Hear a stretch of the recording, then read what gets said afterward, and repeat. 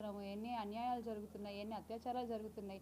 చిన్న పిల్లలు కూడా నిన్న ఏలూరు నియోజకవర్గంలో ఒక ఎల్కేజీ చదివేటువంటి పిల్లని ఒక స్కూల్ టీచర్ ఎంత దారుణంగా కొట్టాడు. అసలు ఆ తల్లి ఆ పాపను ఎత్తుకుని ఏడుస్తుంటే నాకు అసలు చాలా బాధ అనిపించింది. అంటే ఆ వయసు దగ్గర నుంచి అసలు ఆడపిల్లకి అన్యాయం జరుగుతూనే ఉంది. మహిళల వరకు అసలు పెద్ద వాళ్ళని కూడా వాళ్ళపైన కూడా అత్యాచారాలు చేస్తుంటే అసలు ఏం మాట్లాడతామన్నా. మహిళల విషయం తీసుకుంటే ఇలా ఉంది, విద్యార్థుల విషయం తీసుకుంటే అసలు ఫీ రీఎంబర్స్మెంట్ అన్నారు. ఆ రీఎంబర్స్మెంట్ ఎంతవరకు చేశారన్నా? కాలేజీలకి డబ్బులు పంపలేదు, వీళ్ళ అకౌంట్లో డబ్బులు వేయలేదు. ఈ పిల్లలు చదువుకోవాలా, ఫీజులు కడితేనే కాలేజీకి రమ్మని కాలేజీ యాజమాన్యాలు చెప్తారు. అంటే విద్య అనేది ఎంత అవసరం అని భావించి జగనన్న నాడు నేడు పథకం ద్వారా కానీ, ఫీ రీఎంబర్స్మెంట్ పథకం ద్వారా కానీ, మెడికల్ కాలేజీల ద్వారా కానీ ఎంతవరకు ఇంటింటికి సాధ్యమైనంత వరకు విద్యను అందిద్దామని ప్రయత్నిస్తే ఈ రోజున ఈ ప్రభుత్వం ఏం చేస్తుందన్నా? ఆపేశారు కదా, మెడికల్ కాలేజ్లో ఆపేశారు, ఫీ రీఎంబర్స్మెంట్లు ఇవ్వలేదు. నాడు నేడు పరిస్థితి అయితే ఇంకా అసలు ఘోరం. మధ్యాహ్నం అన్నంలో కూడా గోరుముద్ద, అది గోరుముద్ద అనాలా ఘోరమైన ముద్ద అనాలా అర్థం కాకుండా ఉండే పరిస్థితి చూస్తుంటే, అన్నంలో పురుగులు వస్తున్నాయని చెప్పి విద్యార్థులు రోడ్ల మీదకి వచ్చి ధర్నాలు చేస్తున్నటువంటి పరిస్థితి వాళ్ళ.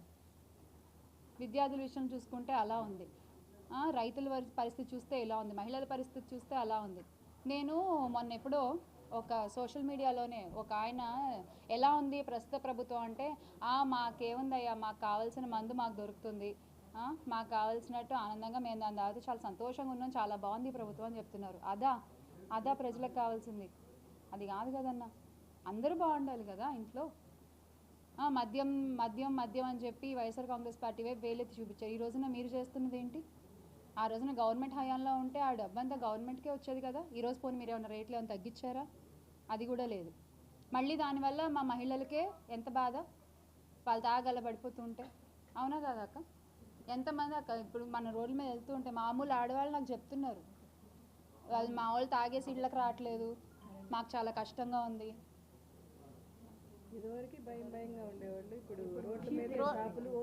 ఎక్కడ పడితే అక్కడ పక్కన గుడి ఉందో లేదు, బడుందో లేదు, వాళ్ళ ఇష్టం. డోర్ డెలివరీలు కూడా స్టార్ట్ చేశారు. సో ఇలా ఎలా చూసుకున్నా కూడా ఎవరికి ఎటువంటి సంతోషం లేకుండా నడుస్తుంది. మొన్నటికి మొన్న సరే పోనీ అభివృద్ధి అన్నారు. సరే ఏం అభివృద్ధి?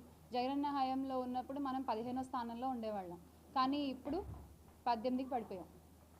ఏం అభివృద్ధి? మొన్న పోనీ ఏమైనా కంపెనీలు తీసుకొచ్చారా? విదేశీ పర్యటనలకు వెళ్ళి, దావోస్ పర్యటనలకు వెళ్ళి, అక్కడి నుంచి కూడా ఏమీ లేదు. సో ఈ 8 నెలల పాలనలో చూసుకున్నట్లయితే వాళ్ళు ఏమీ చేయట్లేదు అన్న విషయం ప్రజలకి బాగా అర్థమైంది, చూస్తున్న ప్రతి ఒక్కళ్ళకి అర్థమైంది, పాలిస్తున్న వాళ్ళకి కూడా అర్థమైంది.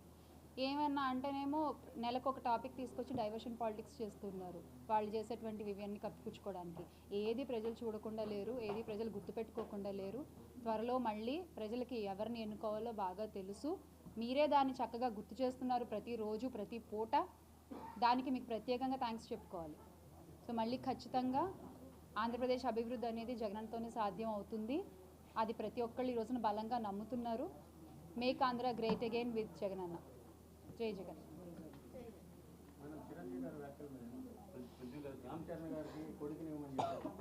అదే నాకు అర్థం కాలేదు. అంటే వారసుడు అంటే కొడుకే అవుతాడా, కూతురు అవదా?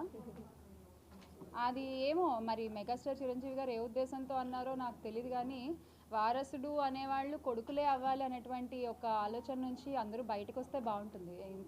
ఇంత మహిళలు ఇంత అభివృద్ధి చెందుతూ ఇంత ముందుకు నడుస్తున్న ఈ రోజుల్లో కూడా వాళ్ళ ఇంట్లో వాళ్ళ కోడలే ఉంది. ఉపాసన గారు ఎంత చక్కగా రన్ చేస్తున్నారండి, ఒక డైనమిక్ లేడీ, ఒక ఉమెన్. వాళ్ళ మదర్స్ కానీ వాళ్ళ సిస్టర్స్ కానీ వారసులు ఖచ్చితంగా ఎవరన్నా అవ్వచ్చు, అది కొడుకే అవ్వాల్సిన అవసరం లేదు అనేది నా అభిప్రాయం. మరి ఆయన ఏ ఉద్దేశంతో అన్నారో మనకు తెలియదు కదా. మనం అంటే నిన్న నేను ఆల్రెడీ నా ప్రెస్ మీట్లో మాట్లాడడం జరిగిందండి. ఒకళ్ళు మాట్లాడేటువంటి వ్యాఖ్యల వల్ల మొత్తం వ్యవస్థ దెబ్బతినకూడదు. ఇప్పుడు ఒక సినిమాకి ఆయన మాట్లాడిన ఒక వ్యాఖ్యల వల్ల ఆయన ఎవరిని ఉద్దేశించైనా అనుండొచ్చు, అది ఆయన వ్యక్తిగత విషయం, ఆయనకి ఎవరి మీదైనా కోపం ఉండొచ్చు. కానీ ఒక సినిమా వేదిక మీద అది మాట్లాడాల్సినటువంటి టాపిక్ కాదు. దానివల్ల ఇప్పుడు ఏమైంది, కోపం వచ్చేవాళ్ళు కోపం వచ్చింది, వాళ్ళు మేము సినిమా చూడడం అంటున్నారు. సినిమా చూడకపోతే ప్రొడ్యూసర్కి డబ్బులు రావు, అప్పుడు ప్రొడ్యూసర్ ఇంకో సినిమా తీయలేడు.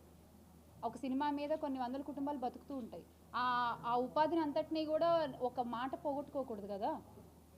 ఇది ఖచ్చితంగా తప్పే, అది ఎవరు మాట్లాడినా తప్పే. సినిమా వేదికలపైన రాజకీయాలు అనేది ఎవరు మాట్లాడినా తప్పే, అది ఏ పార్టీ వాళ్ళైనా సరే. This is my stand. Thank you అన్న, థ్యాంక్ యూ.